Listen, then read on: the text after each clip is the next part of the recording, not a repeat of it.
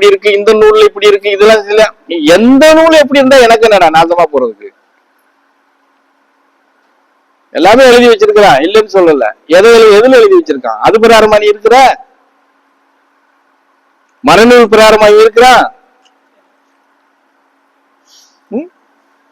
இவன் கற்பனையில என்னென்னலாம் எழுதி வச்சிருக்கானோ அத்தனையும் வச்சுக்கிட்டு தர்றான்.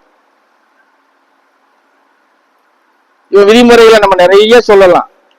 மனித குலத்துல வந்து மனிதனை எவன் நேசிக்கிறான்? பெண்ணா இருந்தால் விதவியா இருக்கக்கூடாது.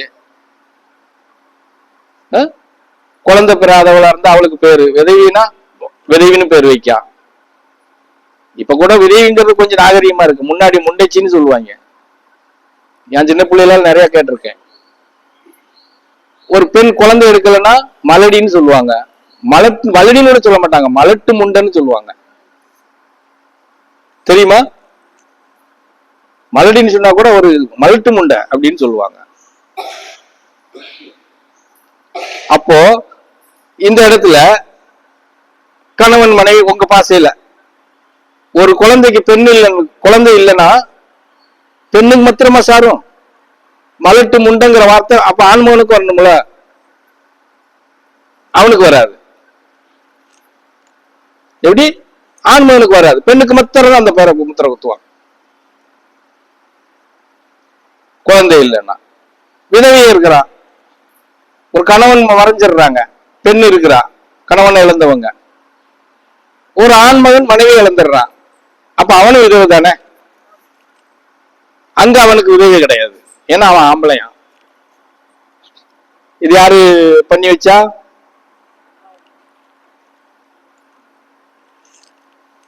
ஆதிக்கவாசிகள். இப்படி எல்லா விஷயத்திலையும் நம்மளை வந்து ஒதுக்கி வைக்கிறது. பல விஷயங்கள். நீ இப்படிதான் நடக்கணும், இப்படிதான் தூங்கணும், இப்படிதான் நிக்கணும், இப்படி எல்லாமே. நீ சுடுதண்ணியா இருக்கு.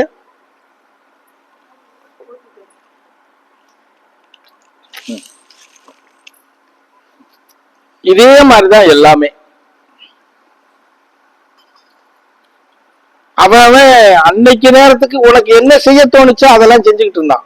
மனிதனா நம்ம மனித ரூபத்துல வந்ததுக்கு அப்புறம் என்ன செய்யறோமோ அதெல்லாம் செஞ்சுக்கிட்டு இருந்தான். பள்ளத்துல நிக்கிறோம், பள்ளத்துல நின்னா, மேட்ல நிக்கிறோம், மேட்ல நின்னா, காட்டுல நிக்கிறோம், காட்டுல நின்னா, மரம் வெட்டுறோம், மரம் வெட்டினா, கல் உடைக்கிறோம், கல் உடைச்சா. புரிஞ்சுதா? குச்சியை வச்சு 4 பேர்த்த மேய்க்கிறவன் மேய்ச்சிட்டு தெரிஞ்சான். இப்படியுமா அவனுக்கு என்ன செய்யறது அதை செஞ்சுட்டு இருந்தான். இவன் பார்த்தான், இதான்டா கரெக்டுன்னு. இவன் இந்த சாதி, இவன் இந்த சாதி, அவன் அந்த சாதி, இந்த சாதி, மேய்ச்சிக்கிட்டு தெரிஞ்சவெல்லாம் மேய்ச்சாதி. எப்படி? குச்சியை வச்சுக்கிட்டு மேய்ச்சிக்கிட்டு தருவெல்லாம் மேய்ச்சாதி கொண்டாந்து வச்சுட்டான். என்ன அவனை சாதி இது, நீ இந்த சாதி நீ எழுதி வச்சா நம்மளை கீழே தள்ளி விட்டான்.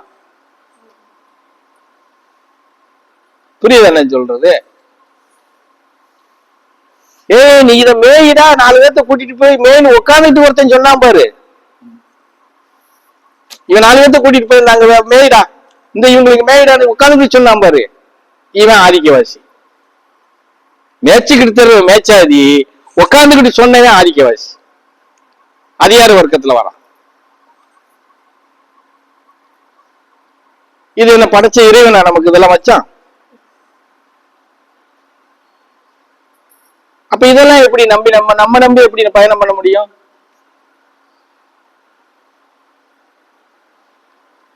இந்த விவகாரங்கள் எல்லாம் வந்து மறைநூல்ல கிடையவே கிடையாது. மறைநூலையும் கிடையாது, பகவான் எங்களுக்கு கத்துக் கொடுத்ததுலயும் அவர் எங்கேயும் இதெல்லாம் பண்ணல. இன்னும் நம்ம அடிப்படையில பார்த்தா பெரியவன் சின்னவங்கிற பேச்சுக்கே கூட இடம் இல்ல. வயதானவர்கள், முதியவர்கள், இளமையானவர்கள் தான் இருக்கு. நான் பெரிய ஆள்றா, அதெல்லாம் கிடையாது. இப்ப நான் இருக்கிறேன்னா, இந்த பிரதேசி இருக்கேன்னா, நான் பெரிய ஆளுன்னு சொல்லிக்கிறதுக்குள்ள எனக்கு தகுதி கிடையாது. நீ மனுஷன், நானும் மனுஷன். அதுதான் சொல்றோம். நான் கத்துக்கிட்டதை நீயும் கத்துக்கோ. நான் தெரிஞ்சுக்கிட்ட நீயும் தெரிஞ்சுக்கலாம்ல. அதை மறைக்கிறது தான் தப்புன்னு சொல்றோம். நான் தான் அப்படின்னு காட்டிக்கிற கூடாது, கத்துக்கொடு. அதுக்குதான் எனக்குள்ள சாமி வந்து கையில சொல்லிட்டு போனாங்க. லாஸ்டா அவர் கொடுத்தது என்னைய வடக்கு அனுப்பும் போது, இந்த கையை இப்படி விரிக்க சொல்லி இப்படி வச்சு மூடிக்கடானாரு. மூடினேன். என்னது தெரியுமான்னு கேட்டாரு. சொன்னாதானே தெரியும் அப்படின்னு. உன் கையில கொடுத்திருக்கிறது தேனு. எப்படி? உன் கையில உள்ளாங்கையில வச்சிருக்கிறது தேனு. நீ மாத்திரம் நக்க கூடாது, 4 பேரை நக்க விடு. அப்பதான் உன் கையில இருக்குது தேனா சக்கரப்பாலான்னு அவங்களுக்கு தெரியும். எப்படி? நீ மாத்திரம் நக்கிக்கிட்டு இருந்தா உனக்கு மாத்திரம் தான் தேனுன்னு தெரியும். எதிரில் இருக்கிறவங்களுக்கு 4 பேருக்கு நீ தினம் நக்க விடு. அப்பதான் உன் கையில இருக்கு தேன. அந்த வேலையை தான் நான் செஞ்சுட்டு இருக்கேன்.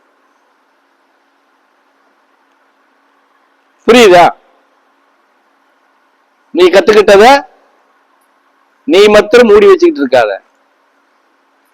இதனுடைய அர்த்தம் அது. நீ எதை கத்துக்கிட்டியோ அதை பிறருக்கும் கற்றுக்கொடு. நீயே தனக்குன்னு சொந்தம்னு வச்சுக்கிட்டு போகாத அப்படின்னு எங்களுக்கு கத்து கொடுத்ததுனாலதான் நீங்க ஏத்துக்கிட்டாலும் ஏத்துக்கறலனாலும் வந்தாலும் வரலாலும் உங்கள்கிட்ட முன்னாடி உட்காந்துக்கிட்டு பாட்டா பாடுறதுக்கு காரணம் என்ன தெரியுமா? அதுதான்.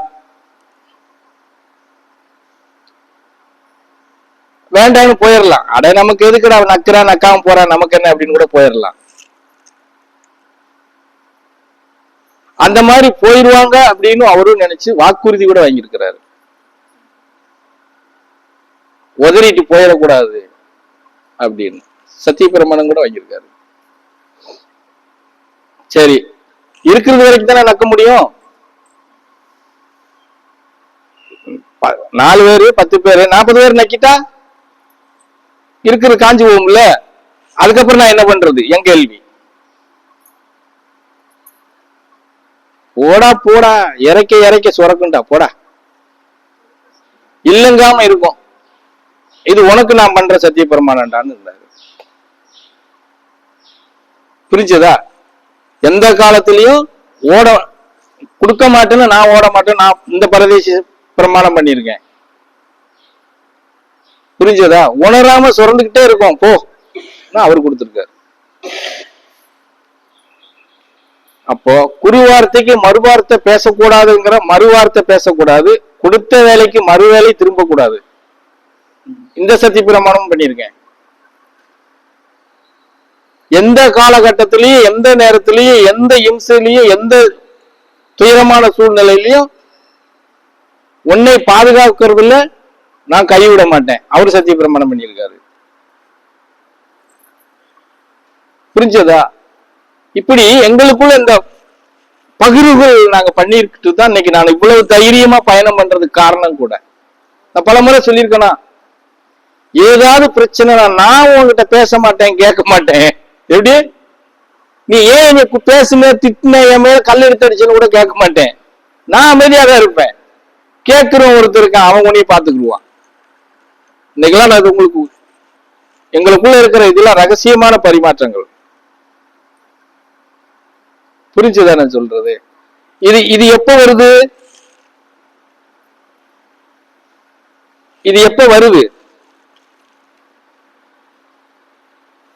இருவரும் ஒருவர் மேல ஒருவர் வச்சிருக்கிற அசைக்க முடியாத நம்பிக்கை, குருவாகப்பட்டவருக்கு இவன் மேல வர்ற நம்பிக்கை, இந்த முட்டாளுக்கு குரு மேல வர்ற நம்பிக்கை, ஒருவருக்கு ஒருவர் எந்த இடத்திலையும் சிறிய அளவு கூட தளர்வு இல்லாம ஒரு நம்பிக்கை வரும்போதுதான் இந்த உறுதிமொழி எல்லாம் வாங்க முடியும், கொடுக்க முடியும். புரியுதானே சொல்றது?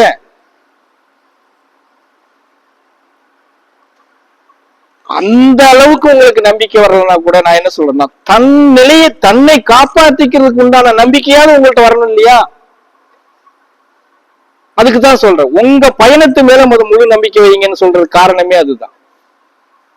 இந்த பரதேசி வாக்குறுதி கொடு, நான் பயணம் பண்றதுக்கு நான் தயாரா இருக்கான்னு சொன்னாத்தானே அவர் இந்த அளவுக்கு எனக்கு பக்கபலமான உறுதிமொழி கொடுப்பாரு. நான் அதுக்கு தகுந்த மாதிரி பயணம் பண்ற தகுதி இல்லாம இருக்கும்போது எனக்கு அதை கொடுப்பாரு அவரு. அப்ப அதுக்கு எத்தனை பரீட்சை வச்சிருப்பாரு. எந்த மாதிரி பரீட்சைகள் எல்லாம் வச்சிருப்பாரு, எந்த மாதிரி கஷ்டங்கள் எல்லாம் நமக்கு கொடுத்திருப்பாரு, எந்த மாதிரி வார்த்தைகள் எல்லாம் நம்ம முன்னாடி உதிர்த்திருப்பாரு. இருக்கு இல்லையா? கோபப்படுறானா, மகிழ்ச்சி அடைகிறானா, ஏத்துக்கிறானா, பெருந்தன்மையோட போறானா, சகிப்புத்தன்மை இருக்கா, இவன்கிட்ட இல்லாம போயிருதா, இவ்வளவு நடத்தி பார்த்து அதுல நம்ம பாஸ் ஆனதுக்கு அப்புறம் தான் இந்த நிலைப்பாட்டுக்குள்ளே நிக்க வர முடியும். புரியுதானே சொல்றது? அந்த அடிப்படையில தான் உங்களுக்கு சில விஷயங்கள்ல சில நேரங்கள்ல நான் உங்களை நடத்துற விதம் அதுதான். எடுத்த எடுப்பில் சேரத்துக்கு இந்த கொண்டு போன அப்படி கொடுத்துட முடியுமா? நீ போற போது என்ன பிளாஸ்டிக் சேர் அப்படி தூரப்பட்டு போயிட்டீங்கன்னா, அப்ப பிளாஸ்டிக்கா இருந்தாலும் பரவாயில்ல, சாமி கொடுத்தாரு, நீ கரெக்டா அதை வீட்டுக்கு கொண்டுட்டு போறியான்னு நான் பாப்பேன்ல. பார்க்காம உன்ட்டு எடுத்து கொடுத்துட முடியுமா? அதை ஏன் உணர மாட்டேங்கிறீங்க நீங்க? நான் சொல்றது புரியுதா? எந்த அளவுக்கு நாங்க எங்களுக்குள்ள பரிமாற்றங்கள், அவர் கொடுக்கக்கூடியதை நாங்கெல்லாம் ஏத்துக்கிட்டு அதுல பயணம் பண்ணி அவர் கொடுக்கக்கூடிய எப்படி சொல்றது சாதாரணம் கிடையாது. கணக்கு மெட்டியார்ட்ட ஒரு பச்சை மயிலத்துல கையெழுத்து போட்டாச்சுடான்னு அந்த வார்த்தையை கேட்கறது சாதாரணமெல்லாம் கிடையாதுமா.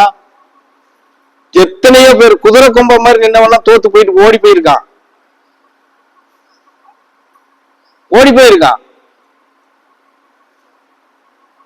புரிஞ்சதா? எனக்கு முன்ன செட்ல ஒருத்தங்க வாங்கினான் கையெழுத்து, அவனுமே காணாம போயிட்டான். 10 வருஷத்துல காணாம போயிட்டான். இப்படி ஒவ்வொரு விஷயங்களும் இந்த பேட்சில் இப்படி நடந்தது, இந்த பேட்சில் இப்படி நடந்தது, இவன் இப்படி தோத்து போனான், இவன் இப்படி ஜெயிச்சான், ஜெயிச்சவன் இப்படி தோத்து போனான்டா, இப்படி எல்லாமே எங்களுக்கு நடைமுறையில எங்க 6வது பேட்சுக்கு எங்களுக்கு பாடம் நடத்தினார். நீ இந்த இடத்துல போனீங்கன்னா இப்படி விழுந்துருவ, இதுக்குள்ள இருந்து நீ எந்திக்க முடியாது, இப்படி எல்லாம் எங்களுக்கு நடத்தினாரு. காரணம் என்னன்னா எல்லா பேரும் விழுந்து போனா இவங்களும் விழுந்துடக்கூடாது, ஏதாவது 1 2 தேருமா அப்படிங்கிற அடிப்படையில தான் நடத்தினாரு. புரிஞ்சதா? அது முழு நிலையில உணர்ந்து நீங்க சொன்ன மாதிரி இப்ப நிறைய பேர் நினைக்கலாம் சாமி உங்களை உட்கார வச்சுக்கிட்டு பாடம் நடத்திட்டு பாருங்க. கிடையவே கிடையாது. சத்தியமா நாங்க கத்துக்கிட்டதெல்லாம் சொன்னா நீங்க எல்லாம் வித்தியாசமா யோசிக்க வேண்டியது வரும். எடுப்பா எப்படி நாங்க கத்துக்கிட்டு பயணம் பண்றதெல்லாம், நாங்க எப்படி கத்துக்கிட்டோம்ங்கிறதெல்லாம் நீங்க சொன்னா நம்பவே முடியாது. நான் இப்படி உட்கார வச்சுட்டு கத்துன்னு கத்துறேன், நீங்க ஏத்துக்கிற மாட்டேங்க.